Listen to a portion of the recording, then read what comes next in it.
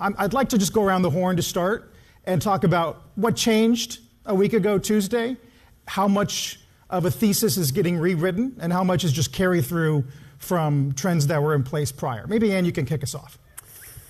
Well, so I think there's still a lot of trends that are the same with regard to inflation, notwithstanding today's CPI number that seem to indicate that we're kind of hitting a bit of a stasis, if you will, on the downward trajectory. Fed policy is still towards easing and rate cuts, and I know we'll probably spend some more time on that. The large backdrops of global uncertainty and the important reshoring and friendshoring activities are all the same. What has changed is potential policy changes with the election of President Trump and Republican Senate and House.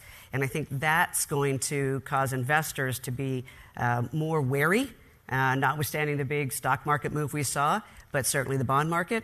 And I think what we're going to see is some more volatility, which was also happening already, and we're going to see more of it.